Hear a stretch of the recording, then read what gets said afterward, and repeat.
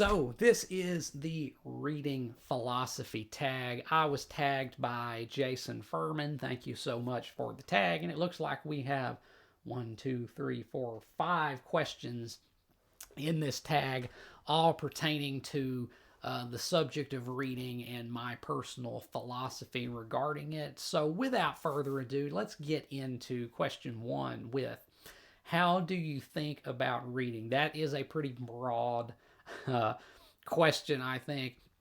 But I think about reading as being a stimulating, but also potentially entertaining activity in which the human mind reads and deciphers written symbols and constructs visionary scenarios based upon what it has taken in. I guess that's kind of the best way that I could describe reading and how I think about reading. I think that reading has like many benefits, as you know, science would probably back me up in that uh, assessment. That there are many cognitive benefits to reading. It keeps the old noodle active and sharp, perhaps. But it's also fun, right? And I think in our present day and age, where so many people are kind of losing the ability to really get lost in a good book and enjoy the activity of reading.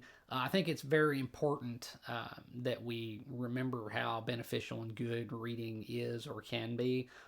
So yeah, I really don't know how to answer that question other than to say I think that reading is stimulating and can be entertaining, and that it involves the translation of written symbols into, again, visionary scenarios. That's kind of, I guess, the best way that I could answer that question. How do I think about reading? So on to question 2. How does your reading life affect your non-reading life? Well, in a couple of ways, I guess. One, I would say that my outlook as regards certain real world things, topics, and issues has probably been, or more than probably, been affected and impacted by my reading. I think I've definitely read some books that I can confidently say altered my perspective on some things. So I may have been set upon a different path, so to speak, in certain ways by reading, but also it affects my non-reading life because sometimes if something comes up in conversation which pertains to what I have read wherever, whenever, I might be inclined to cut loose, so to speak, and kind of rant and go off on a tangent about kind of what I've read about something that somebody has brought up. And you can get some kind of glances like, okay. Yeah, so it definitely does affect my non-reading life because other people in my life who may not have read the same things that I have, if they hear me kind of like go off and go off on a tangent, right, about this or that or whatnot, they're kind of like, where did that come from? Where did you get that? So I mean, I guess it has the potential to make for some awkward moments, perhaps.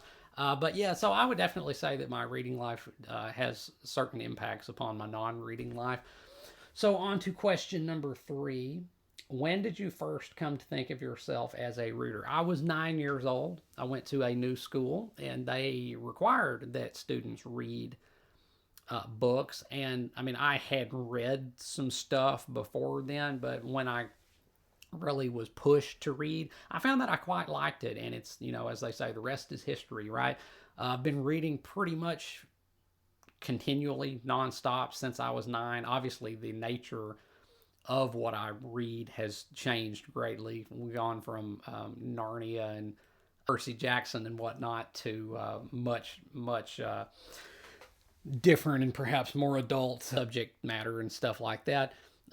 More serious books, perhaps you might say. But yeah, I can trace it all back to when I was 9. That's when I really first, launched myself on the path of being a true reader, a true passionate reader.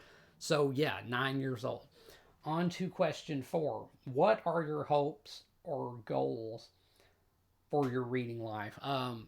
As regards goals, I mean, just for this, like booktube here, which is kind of like what I generally read for mostly now. I would say I have the goal of trying to get through one book a week just to be able to, make content on, a review video, what have you.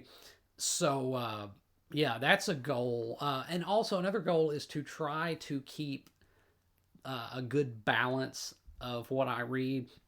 I generally try to alternate, generally, it's maybe not like something that I strictly enforce, but I generally try to alternate between like fiction and nonfiction about whatever topic or whatnot, and to alternate kind of between genres of fiction at that. So you don't want to just read like, or I don't want to just read like nothing but science fiction for, several weeks, and then like nothing but historical fiction for several weeks, and then nothing but like realist fiction. No, I kind of try to mix it up and keep it varied as regards what I read. But I generally, like I say, try to keep a good mix between fiction and nonfiction.